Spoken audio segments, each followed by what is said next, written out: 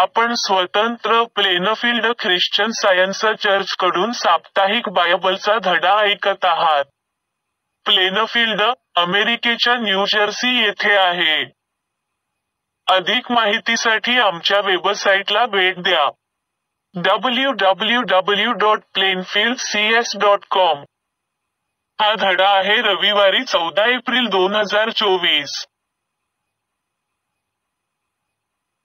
विषय: पाप, रोग आणि मृत्यू हे खरे आहेत का? सोनेरी मजकूर. यशया. दूरदूरच्या ठिकाणी राहणाऱ्या लोकांनी देवाचे अनुसरण करणे थांबवले. तुम्ही मला अनुसरावे व स्वतःचे रक्षण करून घ्यावे. मीच देव, दुसरा देव नाही. मीच फक्त देव आहे. उत्तरदायी वाचन. स्तोत्रसंहिता. माझ्या आत्म्या परमेश्वराचा जय जयकार कर. माझ्या शरीराच्या प्रत्येक भागाला त्याच्या पवित्र नावाची स्तुती करू दे. माझ्या आत्म्या परमेश्वराचा जय जयकार कर आणि तो खरोखरच दयाळू आहे हे विसरू नकोस.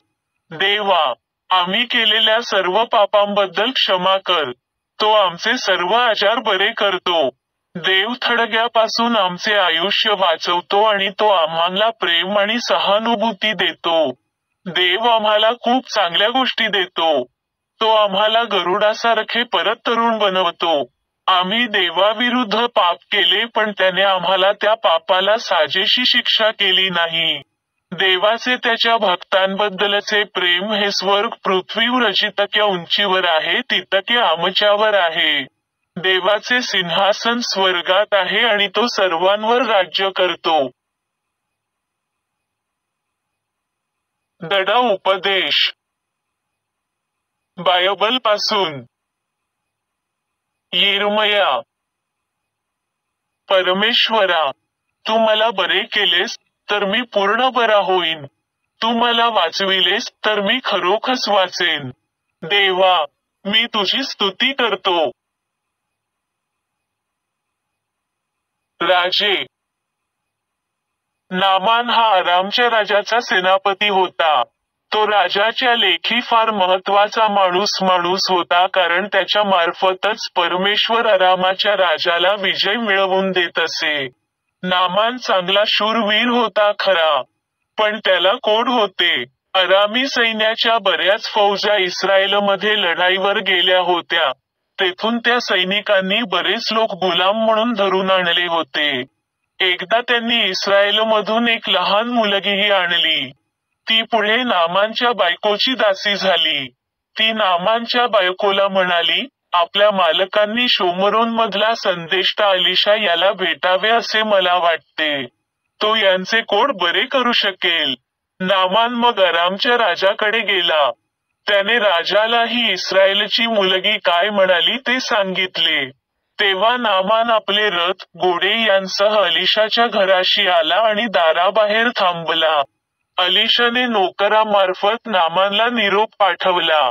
तू जाऊन यार्देन नदीच्या प्रवाहात 7 वेळा स्नान कर म्हणजे तुझी त्वचा रोगमुक्त होईल. तू निर्मळ, नितळ होशील. नामान हे ऐकून खूप रागावला आणि निघून गेला. तो म्हणाला, मला वाटले, अलिशा निदान बाहेर येईल. माझ्या समोर येऊन उभा राहील. त्याच्या परमेश्वर देवाचे नाव घेऊन आपला हात माझ्या अंगावरून फिरविल आणि मला बरे करील. अबाना आणि परपर या दिमिश्कातील नरुआ इस्रायलमधील पाण्यापेक्षा निश्चितच चांगल्या आहेत. मग त्यातच स्नान करून मी शुद्ध का होऊ नये? एवढे बोलून संतापाने नामान तोंड फिरवून निघून गेला. पण नामानचे नोकर त्याच्या पाठोपाठ गेले आणि त्यांनी त्याला समजावले. ते म्हणाले, स्वामी, संदेष्ट्याने तुम्हाला एखादी मोठी गोष्ट करायला सांगितली असती तर तुम्ही ती केली असती नाही का? मग एखादी साधीशी बाब तुम्ही ऐकायलाच हवी नाही का? आंघोळ कर, त्याने तू स्वच्छ, निर्दोष होशील एवढेच तर त्याने सांगितले. तेव्हा नामानने अलिशाच्या म्हणण्याप्रमाणे केले. यार्देन नदीत त्याने 7 वेळा बुडी मारून स्नान केले. त्याने तो स्वच्छ, नितळ झाला. त्याची त्वचा लहान बाळासारखी कोमल झाली. नामान आणि त्याच्या बरोबरचे लोक अलिशा संदेष्ट्याकडे आले. त्याच्यासमोर उभे राहून म्हणाले, इस्रायल मधल्या खेरीज दुसरा कोणी परमेश्वर पृथ्वीतलावर नाही हे आता मला कळले. माझ्याकडून कृपया ही भेट घ्यावी. मत्तय. त्यावेळेपासून येशू उपदेश करू लागला व म्हणू लागला की पश्चात्ताप करा, कारण स्वर्गाचे राज्य जवळ आले आहे. येशूविषयीची बातमी सर्व सुरिया देशभर पसरली. मग जे दुखणेकरी होते, ज्यांना नाना प्रकारचे रोग व आजार होते, ज्यांना भूतबाधा झाली होती, जे फेफरेकरी व पक्षाघाती होते, अशा सर्वांना लोकांनी त्याच्याकडे आणले आणि त्याने त्यांना बरे केले. मत्तय. येशू नावेत चढला व परत आपल्या नगरात गेला. तेव्हा काही लोकांनी पक्षघात झालेल्या मनुष्याला येशूकडे आणले. तो मनुष्य बाजेवर होऊन होता. येशूने त्यांचा विश्वास पाहून त्या पक्षघाती मनुष्याला म्हटले, तरुण मुला, काळजी करू नकोस. तुझ्या पापांची क्षमा झाली आहे. नियमशास्त्राच्या काही शिक्षकांनी हे ऐकले आणि ते आपसात म्हणाले, हा मनुष्य तर ईश्वराची निंदा करीत आहे. त्यांचे विचार ओळखून येशू म्हणला, तुमच्या अंतःकरणात तुम्ही वाईट विचार का करता? कारण तुझ्या पापांची क्षमा झाली आहे असे म्हणणे किंवा उठून चालू लाग असे म्हणणे यातून कोणते सोपे आहे? परंतु तुम्ही हे समजून घ्यावे की मनुष्याच्या पुत्राला पृथ्वीवर पापाची क्षमा करण्याचा अधिकार आहे. मग येशू त्या पक्षघाती मनुष्याला म्हणाला, उठ, आपला बिछाना घे आणि घरी जा. मग तो उठून आपल्या घरी गेला. लोकांनी हे पाहिले व ते थक्क झाले आणि ज्या देवाने मनुष्यास असा अधिकार दिला त्याचा त्यांनी गौरव केला. लूक. नंतर असे झाले की येशू नाईन नावाच्या गावाला गेला. त्याच्याबरोबर त्याचे शिष्य व मोठा समुदाय होता. तो गावाच्या वेशीजवळ आला असता एका मेलेल्या माणसाला अंत्यविधीकरिता नेले जात होते. तो त्याच्या आईचा एकुलता एक मुलगा होता आणि ती विधवा होती आणि गावातील बरेच लोक तिच्याबरोबर होते. जेव्हा प्रभूने तिला पाहिले, त्याला तिची अनुकंपा वाटली व तो तिला म्हणाला, रडू नकोस. नंतर तो पुढे तिरडीजवळ गेला व तिला स्पर्श केला. जे लोक तिरडी वाहून नेत होते ते थांबले. तेव्हा येशू म्हणाला, तरुणा, मी तुला सांगतो, उठ. आणि तो मृत मनुष्य उठून बसला व बोलू लागला. मग येशूने त्याला त्याच्या आईकडे दिले. ते सर्व भयचकित झाले. त्यांनी देवाचे गौरव केले. ते म्हणाले, आमच्यामध्ये एक महान संदेष्टा प्रगट झाला आहे. आणि म्हणाले, देव त्याच्या लोकांना मदत करण्यास आला आहे. प्रकटीकरण. हे येशू ख्रिस्ताचे प्रकटीकरण आहे.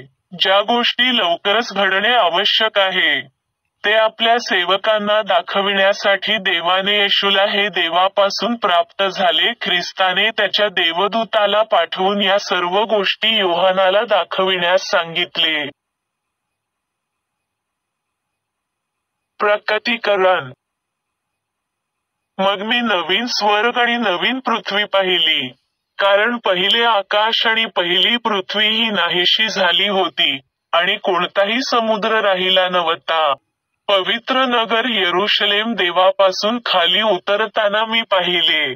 ते नगर यरुशलेम वरासाठी सजविलेल्या वधूसारखे दिसत होते आणि स्वर्गातील सिंहासनापासून झालेली मोठी वाणी मी ऐकली.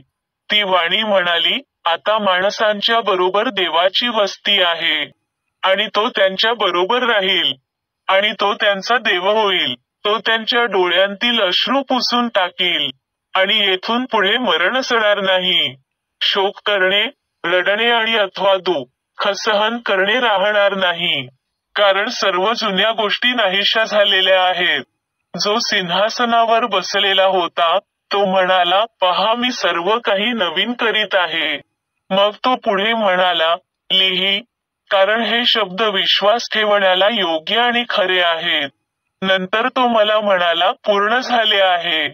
मी अल्फा व ओमेगा, आरंभ व शेवट आहे.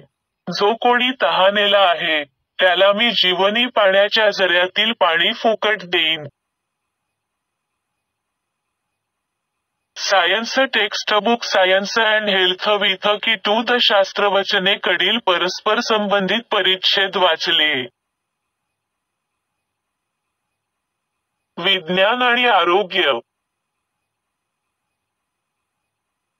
खऱ्या अध्यात्माचे शांत, मजबूत प्रवाह, ज्याचे प्रकटीकरण आरोग्य, शुद्धता आणि आत्मदहन आहे, मानवी अनुभवाला अधिक सखोल बनवायला हवे. जोपर्यंत भौतिक अस्तित्वाच्या समजुतींना टक्कल पडलेले दिसत नाही आणि पाप, रोग आणि मृत्यू देतात, दैवी आत्म्याच्या वैज्ञानिक प्रदर्शनासाठी आणि देवाच्या आध्यात्मिक परिपूर्ण मनुष्यासाठी चिरंतन स्थान.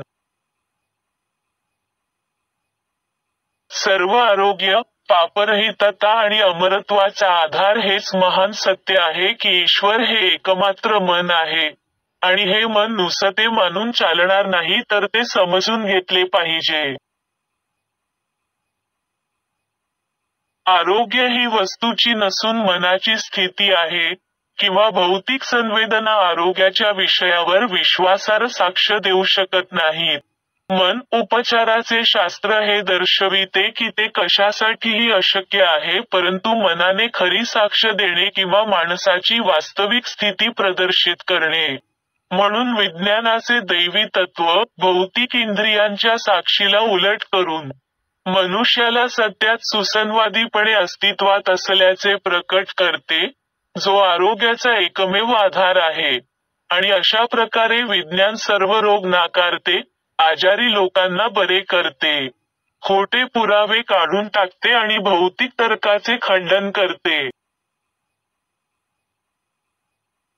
भ्रम, पाप, रोग आणि मृत्यू भौतिक अर्थाच्या खोट्या साक्षीतून उद्भवतात, जे अनंत परमात्म्याच्या केंद्रस्थानी बाहेरील कथित दृष्टिकोनातून मन आणि पदार्थाची उलटी प्रतिमा सादर करते आणि सर्व काही उलथापालथ करते.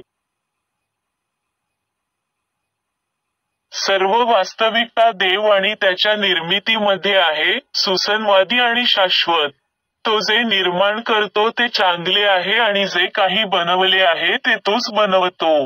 म्हणूनच पाप, आजारपण किंवा मृत्यूची एकमात्र वास्तविकता ही भयंकर सत्यता आहे की अवास्तविक गोष्टी मानवाला वास्तविक वाटतात. चुकीचा विश्वास आहे. जोपर्यंत देव त्यांचा वेश काढून टाकत नाही, ते खरे नाहीत, कारण ते देवाचे नाहीत.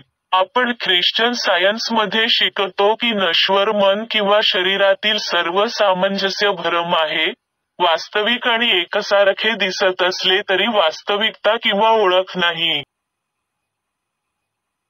मनाचे विज्ञान सर्व वाईट गोष्टींचे निराकरण करते. सत्य, देव, त्रुटीचा जनक नाही. पाप, आजारपण आणि मृत्यू हे त्रुटीचे परिणाम म्हणून वर्गीकृत केले पाहिजेत. ख्रिस्त पापाचा विश्वास नष्ट करण्यासाठी आला होता. ईश्वर तत्व सर्वव्यापी आणि सर्वशक्तिमान आहे. देव सर्वत्र आहे, आणि त्याच्याशिवाय काहीही अस्तित्वात नाही किंवा सामर्थ्य नाही. ख्रिस्त हे आदर्श सत्य आहे, जे ख्रिश्चन विज्ञानाद्वारे आजार आणि पाप बरे करण्यासाठी येते आणि सर्व शक्ती देवाला देते. येशू हे त्या माणसाचे नाव आहे ज्याने, इतर सर्व माणसांपेक्षा ख्रिस्ताला, देवाची खरी कल्पना, आजारी आणि पापी लोकांना बरे करून आणि मृत्यूची शक्ती नष्ट केली आहे. चर्चच्या तानाशाहीच्या युगात, येशूने ख्रिश्चन धर्माच्या सत्याचा आणि प्रेमाचा पुरावा देत, ख्रिस्ती धर्माची शिकवण आणि प्रथा सादर केली.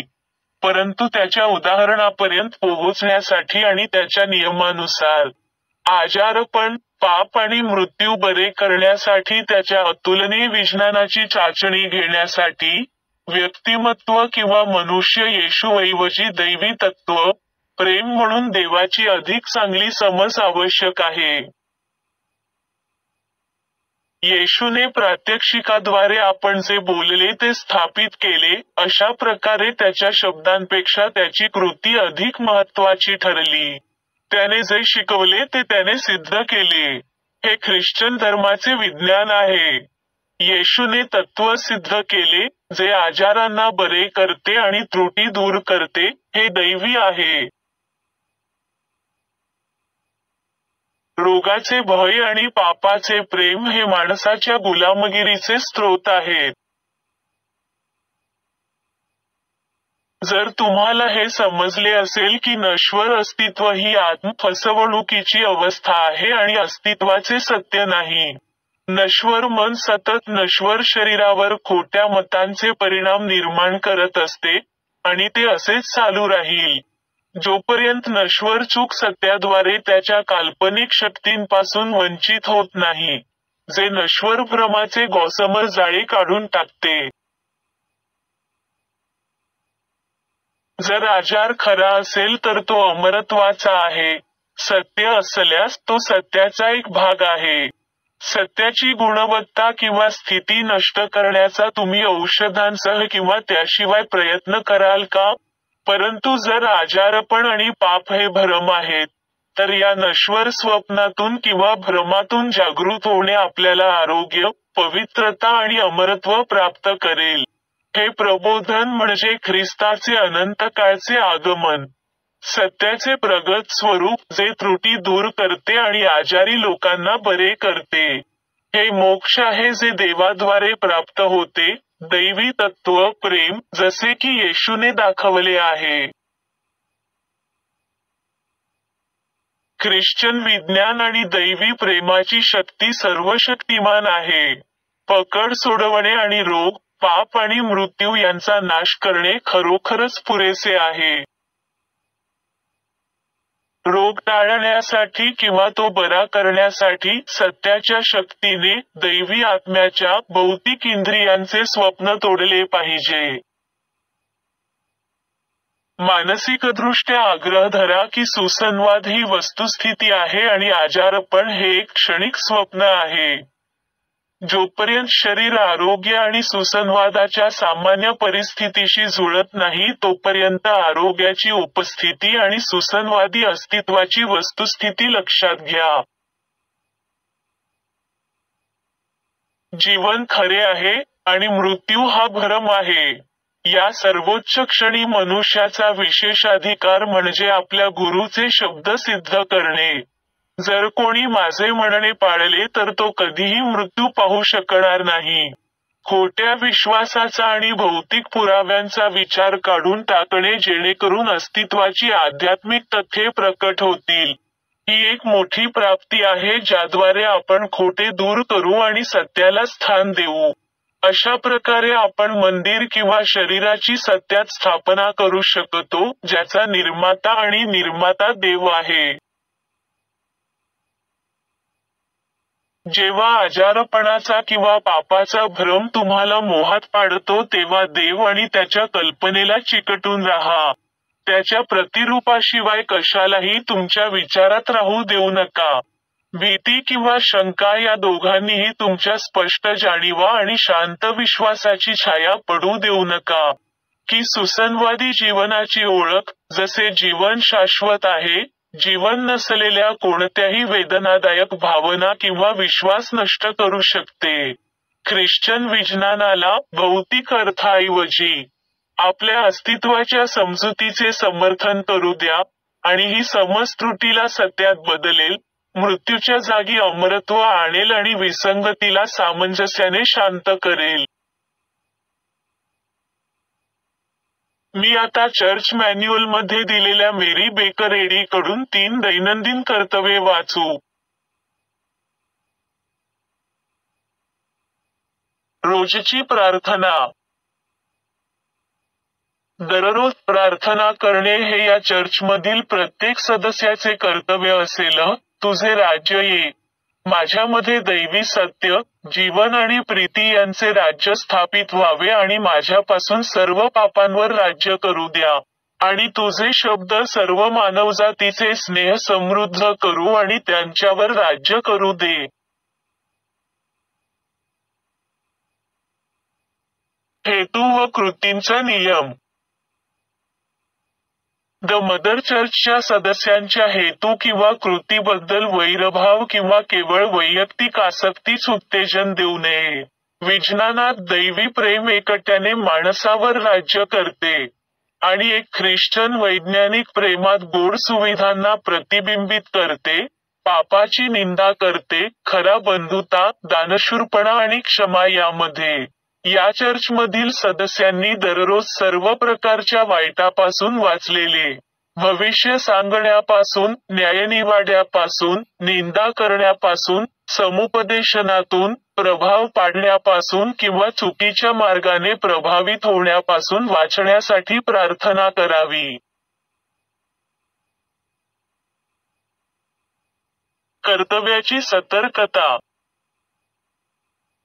आक्रमक मानसिक सूचनेविरुद्ध दररोज स्वतःचा बचाव करणे, आणि देव, त्याचा नेता आणि मानवजातीबद्दल त्याच्या जबाबदाऱ्या पूर्णविराम हलत या विसरणे किंवा दुर्लक्ष करणे हे या चर्चमधील प्रत्येक सदस्याचे कर्तव्य असेल. त्याने केलेल्या कृत्यांबरोबरच त्याचा न्याय होईल.